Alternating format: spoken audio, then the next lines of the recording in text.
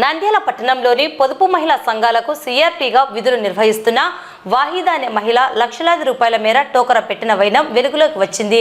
నంద్యాల కోటావిధికి చెందిన రోషన్ షా వలి స్వశక్తి సంఘంలో సిఆర్పిగా పనిచేస్తున్న వాహిదా అనే మహిళ ఆ సంఘంలోని మహిళలకు 2,20,000 రూపాయలను మోసం చేస్తుందని గ్రూప్ సభ్యులు షేక్ మాబుని, షేక్ అజీజాలు ఆరోపిస్తూ తమకు న్యాయం చేయాలని ఆందోళన చేపట్టారు. బాధితులు తెలిపిన వివరాల ప్రకారం వాహిదా అనే సిఆర్పి పొదుపు సంఘాల వద్ద లక్షల రూపాయలను తీసుకొని తమను నిలువెత్తున మోసం చేసిందని ఆవేదన వ్యక్తం చేశారు. పేద కుటుంబాలకు చెందిన తాము రోజువారీ పనులు, కూలీ పనులు చేసుకుంటూ తమ పిల్లల పెళ్లిళ్లు, ఇతర వాటి అవసరాల కోసం పొదుపు సంఘంలో తమ డబ్బులను దాచుకోవడం జరుగుతుందని తెలిపారు. తమ గ్రూపుకు సిఆర్పిగా ఉన్న వాహిదా తమ గ్రూపు నుండి 2,20,000 రూపాయలు తీసుకొని తిరిగి అప్పు చెల్లించకుండా అనేక సార్లు తిప్పుతూ తమను మోసం చేస్తుందన్నారు. అలాగే పలు గ్రూపుల వారి వద్ద లక్షల రూపాయలను మోసం చేసి అప్పు తీర్చమని అడిగితే చేస్తానని భయపెడుతుందని, పేదలమైన మాకు న్యాయం చేసేవారు లేరా అంటూ వేడుకుంటున్నారు.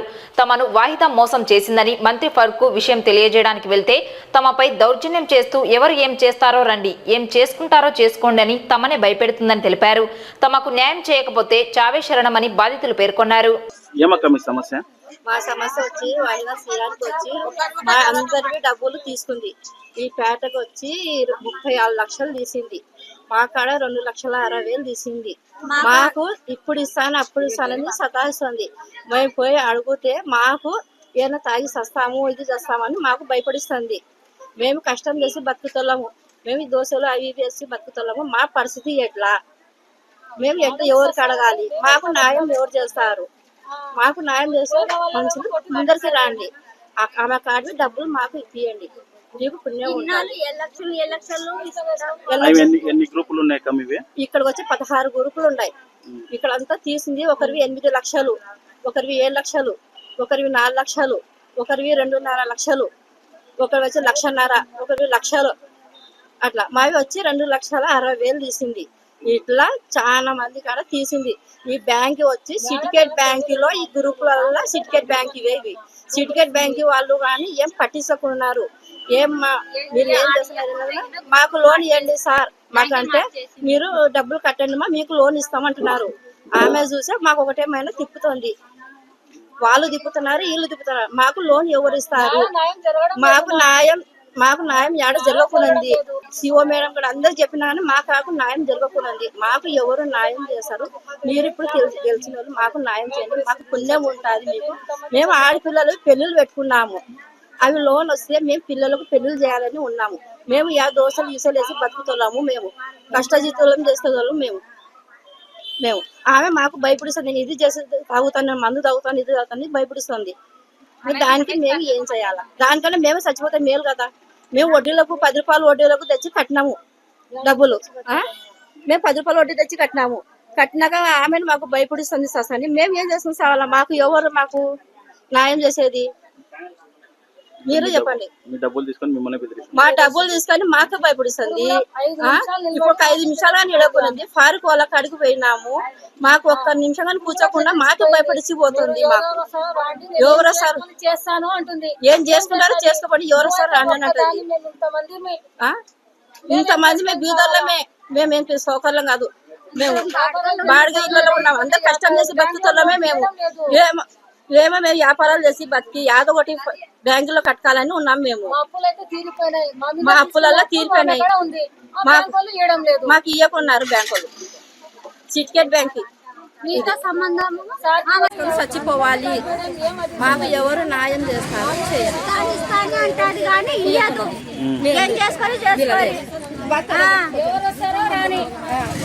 ఎవరు రాని అంటే ఎట్లా?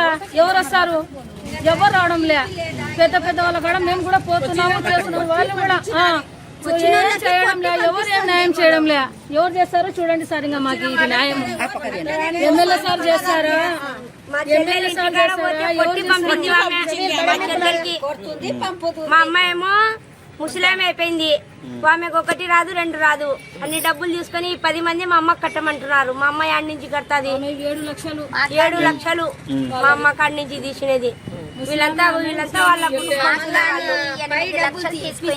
మంచి కాడ 5,000 తీసుకుంది. ప్రతి దానికి డబ్బు తీసుకుంటారు ఆమె.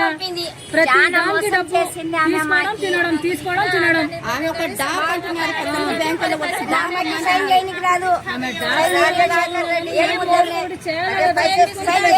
తీసుకునేది డబ్బులు అన్ని తీసుకునేది. ఇప్పుడేమో లే చేతులు ఎత్తేసింది. ఏమన్నా పోతే ఇంటికాడ చచ్చిపోతాము అంటది. అదే చచ్చిపోతాది అంటది. మేము యాడ్ నుంచి తెచ్చి కట్టాలి కదా. అందరికి తెచ్చాలా?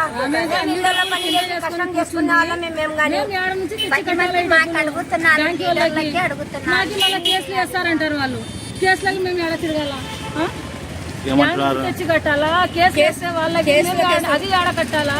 మా బతుకులు ఎట్లా, మా సాగులు ఎట్లా? ఇంకా చెప్పండి మీరే.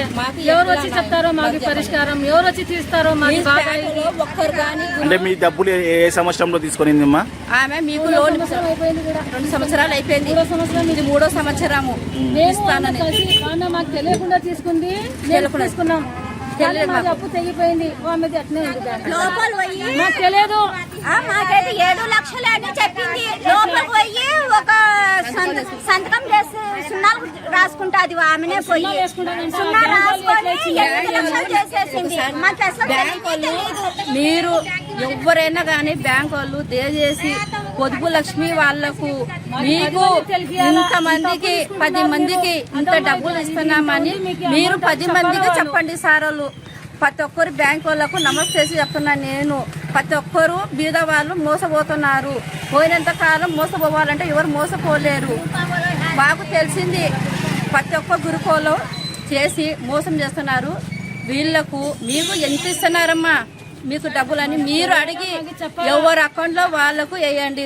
ప్రతి ఒక్క బ్యాంకు వాళ్ళకు నమస్తే చేసి చెప్తున్నాను. 10 మందికి అడిగి చెప్పి వాళ్ళకి వేయండి.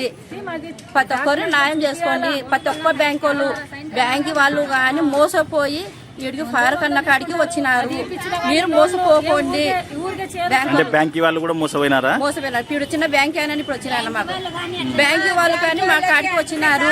బ్యాంక్ వాళ్ళు ఏమన్నారు, మీకు ఎందుకమ్మా ఎంతన్నా గానీ మీకు ఇస్తుంది కదా లీడర్ అని బ్యాంక్ వాళ్ళు కూడా. అందుకే మీరు మోసం చేసినారు. ఈసారి ప్రతి ఒక్కరు బీదలకు మోసం చెయ్యకండి. బ్యాంక్ వాళ్ళు కూడా మాకు మోసం చేసినారు. ప్రతి ఒక్కరు మోసం చేసినారు. ఇప్పుడు మోసం చేయకండి. ప్రతి ఒక్కరు